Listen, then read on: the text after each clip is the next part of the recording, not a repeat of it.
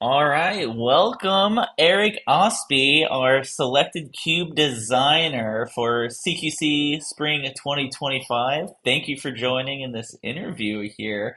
I'm excited to Oh, talk about your cube, the history of it, and just jump into a bunch of questions. So, number all one, right. tell me the name of the cube and a little bit of a little description of it. All right. So my cube is called the Midas Touch because it is an all gold cube. Currently 310 non-land permanents and 50 lands, and all those non-land permanents are gold cards. Nice, nice. Yeah, Um, such a cool, unique idea here. So, yeah. all right, sorry for So cutting you I off. went. Go, keep going. Oh yeah, no worries. I went to CubeCon in 2024 and played the Reading Rainbow cube, which was another everything is gold cube, and based on playing that and just my experience at CubeCon, I'm like, I could build a cube like this. And so I did build a cube like it. It is not exactly the same, and I'm happy for that. I didn't want to just copy paste that because I've done that with a cube in the past. And Yeah, while I like my vintage cube, it's easier to just copy paste and stay with that. yeah, So yeah. the Midas Touch, everybody starts with a pillar of the Paruns in play because you need to be able to cast multicolored spells, and it's easier if you start with a land that can do that. Yeah, was that the same with the CubeCon? Yeah, Okay, it okay. was that Did it I get? just took directly from Reading Rainbow because it's like, yeah, this makes Yeah, sense, and then you don't have to worry that, oh, there are no one drop non-hybrid gold cards, so you just start on turn two with a land in play, and yeah. should be So every fine. like it moves the curve up. Well, before we get into that, talking more of the details about specifically your cube, what Mhm. was like you said you played the rainbow one? What was the inspiration, or like what really stood out? I'm like, oh, this is awesome. I want to build this, bring this back to my friends and my group. Yeah, the main thing that I took from that, so when I drafted Reading Rainbow, I mostly stuck to like two colors with a little bit of splashing. But some of the other decks I played, the Reading Rainbow cube had five color payoffs. So I played against somebody with Urza Academy Headmaster, the Okay. Planeswalker, and Yeah. just that was like, this is wild that you can cast that in a cube and actually like win with it. Yep. So I didn't Yep. want to be quite that ambitious, so I didn't quite go all the way to five colors there. But like, yeah, just Yeah. being able to play, all these two color cards, all these three color cards, and just putting them Yeah. all in decks together where you might not see them all the time. Yeah, yeah, exactly. So you won't get there quite yet. Let's get some more tests, some more play with it, and adjust Yeah, it and change it it's over it's time. it's There, still pretty new yeah. cubes, so we wanna make sure the basic parts are there together before we start getting too Oh yeah, wild. definitely. Well, I mean, so we drafted it yesterday. So we had a six Yes. person cube with that, and that was my first experience of like playing it in person with the cardboard because I've done a few Cube Cobra practice, drafts with it and like testing it out. And it really struck me as like, all right, you start with pillars in play.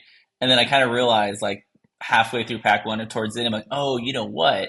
I was kind of still in the mindset of like two colors and like maybe splash a third. I was like, oh no, Mhm. actually, I need to have like a vein of one color on all the cards that I'm getting, or maybe two veins of like, because I was like pretty much blue red or Mhm. I was blue black, so it's Demir focusing on that, Right. and then I can splash. Basically, I was like, all right, most of my cards are blue, so it's gonna be free with the pillars. And then I Mhm. start picking up some other duels in there. So I'm like, all right, I'm actually two veins of blue black. Anything touching there, most likely will have a black source or a blue source, and pillars will take care of the other source.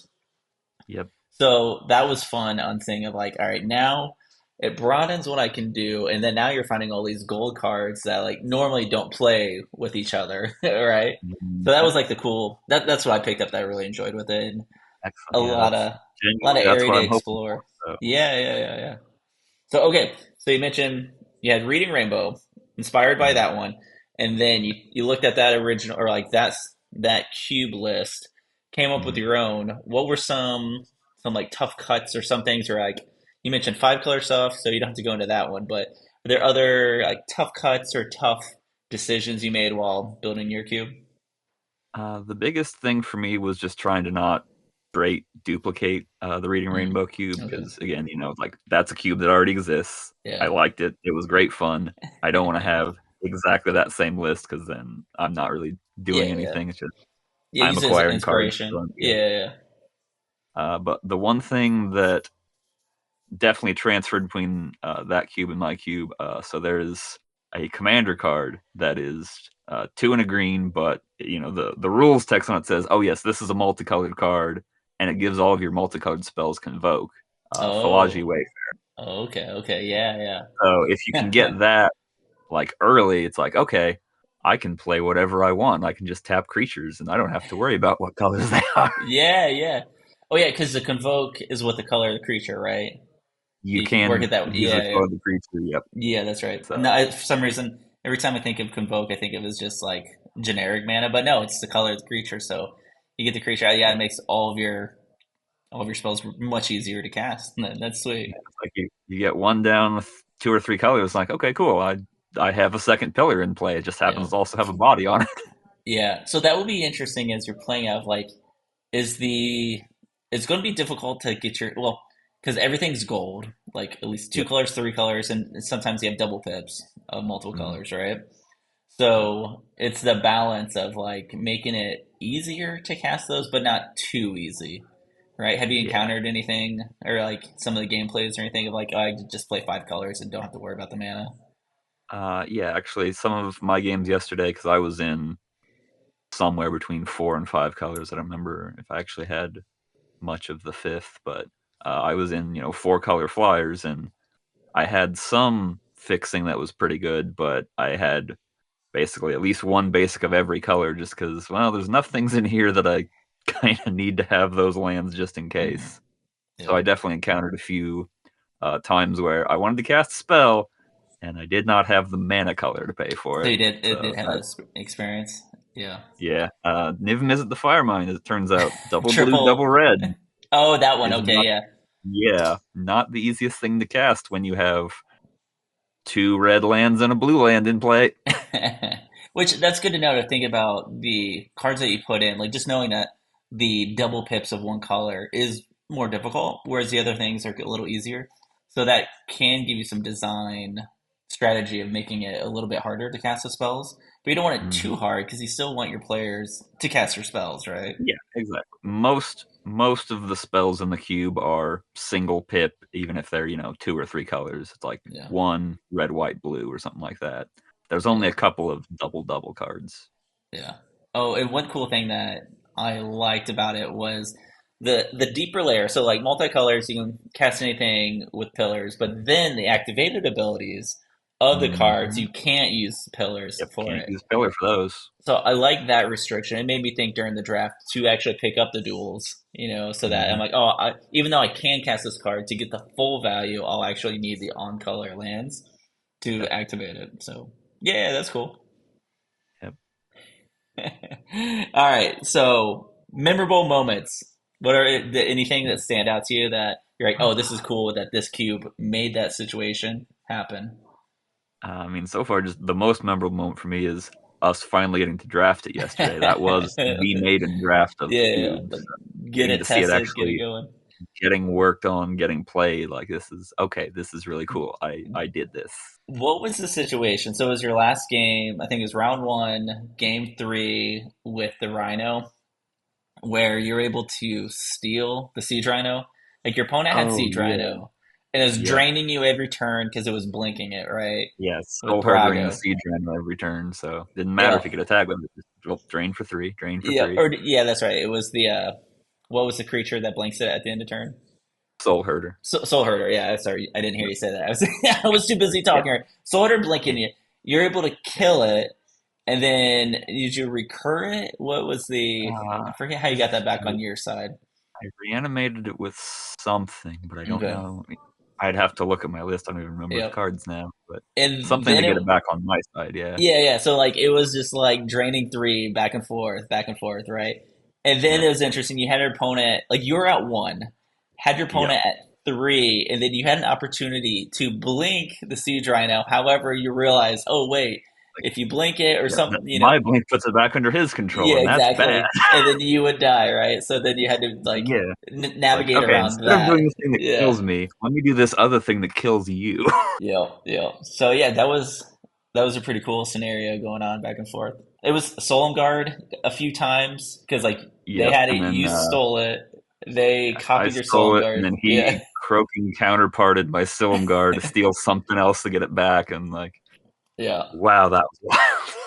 yeah. So yeah, I think my take on it was like a lot of powerful stuff is going on, but yeah, Mhm. powerful both sides, a lot of interaction, and it didn't get too like too crazy of like too much stuff going on. There wasn't too much of a mental overload or mental, yeah, just I guess mental overload. Mental Like you load, yeah. understand what's going on, yeah. So yeah, that's just some feedback on my end from that, and Oh we'll yeah, get a lot more from that's CQC. great. That's good news. Yeah, yeah, yeah. So all right, one last bit, last question for you then of people who want to draft your cube at CQC or then in the future. What's one good tip that you can think about going into the draft about like I mean, I think with the idea to win? You want to win, you want to have fun, but you also want to win. I think you kind of already touched on a little bit. My biggest advice is, obviously you want to have a color or two that you're primarily in, but don't be afraid to grab like something just slightly outside your colors. Like if you're in red green, especially because there's all the treasures in that color, like Oh, that's right. Yeah. grab a red blue card, grab a green blue card, grab a green black card. Don't be afraid to go a little outside a color pair, because if you just stick to one color pair, you're probably going to miss some important and powerful cards. But if you can get like two and a splash, or like three and one little splash, like you can, with the mana that I have in there right now, you can make it work. It's not going to be quick, but you can make it work. Yeah. All right. Excellent.